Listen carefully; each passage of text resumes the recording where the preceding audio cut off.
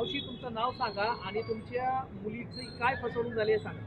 माझं नाव सुनीता वैद्य, माझ्या मुलीचं नाव चैताली वैद्य. तिला पोस्टल सर्व्हिसला लावतो आणि माझा भाचा हितेश कुलकर्णी हा रेल्वेत लावतो असं म्हणून विक्रम सखाराम पवारनी पैसे घेतले आमच्याकडनं आणि आम्ही त्याच्या अकाउंटला टाकलेले आमच्याकडे प्रूफ आहे. कधीपासून तक्रार करत आहात तुम्ही? आम्ही 2003-4 वर्ष झाले 2-3 ठिकाणी पोलीस स्टेशनला तक्रार केली पण कोणी आमची दखल घेतलेली नाही आहे. नमस्कार, मी हितेश कुलकर्णी. विक्रम सखाराम पवार यांनी मला रेल्वेत नोकरी देतो असे आम्हीच दाखवले. हे त्यांचं अपॉइंटमेंट लेटर आहे. तरी 2023पासून आम्ही त्यांचा पाठपुरावा घेतो आहे की नोकरी नाही लावून देत आहे तर पैसे तरी कमीत कमी आमचे परत द्या, पण त्यांनी काहीच तसा उत्तर दिलं नाही आहे आणि पोलिसांकडे जाऊनसुद्धा आम्हाला कोणत्या प्रकारची मदत मिळाली नाही आहे. अशाच प्रकारे डॉक्युमेंट हे खोटे आहेत का? सदरचे डॉक्युमेंट हे खोटे आहेत. खोटे ईमेल IDsवरून आम्हाला ऑफर लेटर वगैरे देण्यात आलेलं आहे. तरी आम्ही पोलिसांकडे तक्रार दिली पण त्याची कोणी दखल घेत नाही आहे. पुढचं पाऊल काय असेल तुमचं जर तुमची दखल घेतली गेली नाही तर?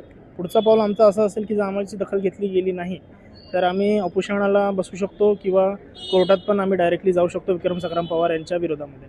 व्यंकट जाधव आणि विक्रम सखाराम पवार यांनी गव्हर्मेंटमध्ये सरकारी नोकरी लावतो म्हणून माझ्या भावाला आणि माझे काही नातेवाईक आहेत, माझे मामाचे मुलं आहेत, त्यांची फसवणूक केलेली आहे. काही किती लाखापर्यंत फसवणूक झालेली आहे? माझी 40 लाखापर्यंत माझी फसवणूक झालेली आहे. मी सगळे ऑन अकाउंट दिलेले आहेत त्याला पेमेंट. थोडे थोडे करून त्याच्या अकाउंटला पेमेंट गेलेलं आहे आणि त्याचा फोटो त्याच्या बायकोच्या आणि त्याच्या अकाउंटला ते सगळे पेमेंट गेलेलं आहे. हे त्याची बायको आणि तो विक्रम पवार, या दोघांनी मिळून मला फसवलेलं आहे आणि हे पेमेंट हे पैसे मिळावे म्हणून मी ह्या इथपर्यंत आलेलो आहे यांच्याकडे. किती वर्षापासून तुम्ही झटत आहात?